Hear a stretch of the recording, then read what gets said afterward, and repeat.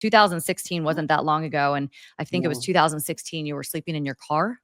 Is that true? Like, No, that's I did unbelievable have to an me. apartment, but Oh, yeah, you did? I did have an apartment, yes, but it was a part of my schedule. And I wanted this so bad, Shannon. And I didn't realize it was so recent, but it was. I looked actually back at my LinkedIn page earlier That's because I was recent. like, what's Shannon going to ask me? Um, Well, I don't but have LinkedIn, so I, just so you know, that's I okay. can't go Smart. there yet. That's okay. Smart.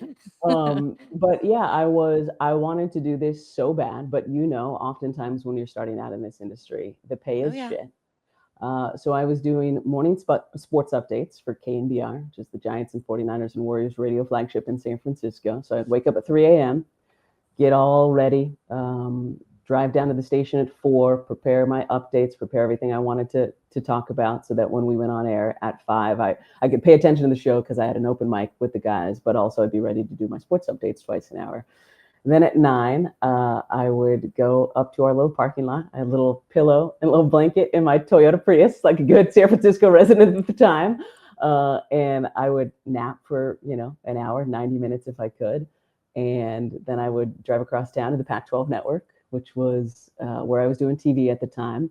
And I would get into my dress or whatever fancy TV clothes I was wearing that day, do my own hair and makeup, and then get ready because everybody knows sports events are at night. So do radio in the morning and then be on TV, whether it was hosting or anchoring or calling games, whatever I needed to do. And there wasn't time to go home because I lived in Oakland. And that was an hour and a Yep. half, 2 hour drive, depending. Or sometimes I was doing sideline for the San Jose Earthquakes, which is about an hour south of San Francisco. I would do sideline for games up in Sacramento, which is about a 2 hour drive. So do radio, have the pillow and the blanket in the car. I would get ready in a lot of Target bathrooms because I knew they had plugs and I knew they had multiple bathrooms. So somebody wouldn't be pounding on the door after I'd been in there for 5 minutes trying to get ready and they had a counter. So I would just bring my backpack into the bathroom, get ready at Target, and then go call or cover whatever game I needed to do because that was what I thought I needed to do. And a lot of people question that. Like, did you need to work that hard?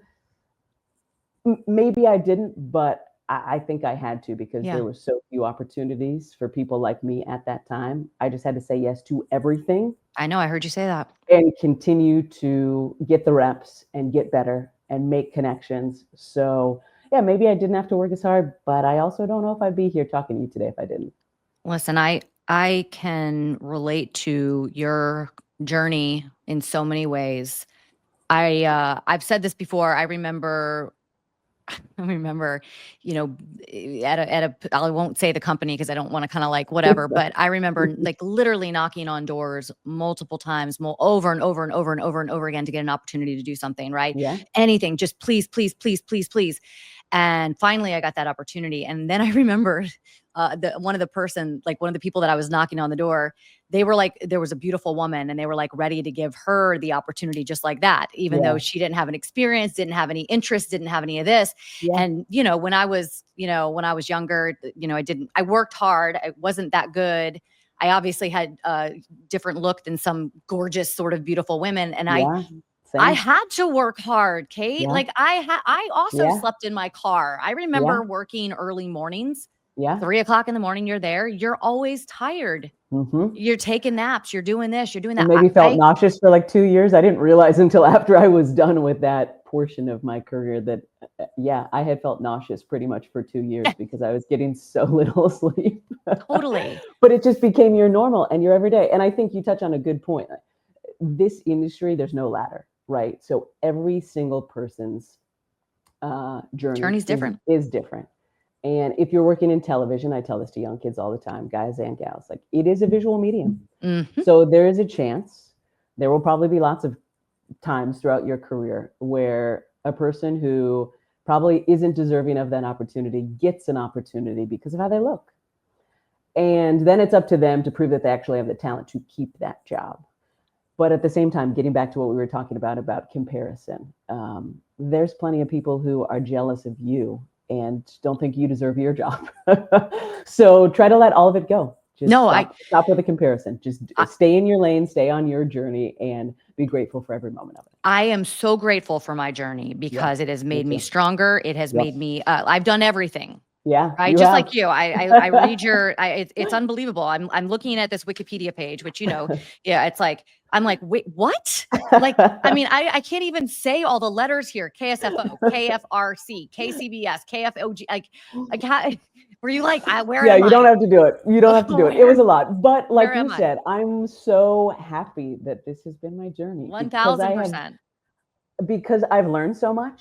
And I'm one of those people who really loves knowing how it all comes together so that I can make other people's jobs easier if at any point. Like one of my favorite things about having been a sideline reporter for a number of years is I know the things I can do to help that person shine. And I Yeah. remember the play-by-play announcers who I would throw back to I'd tee them up perfectly to continue the conversation, and all I got was a Nothing. thanks, Kate, and they go right back to whatever it is they wanted to talk about. I'm like, well, thanks, bro. I mean, I worked really hard on that story, set you and your partner up perfectly to continue talking about this for the next 5 minutes if you want to, and you obviously were not listening whatsoever. That's Um, so, you I love know, hearing you say that. whatever I we can do do. to make things easier, and then also, I like to say I have like this army of people behind me all across the country now because I've worked with so many people.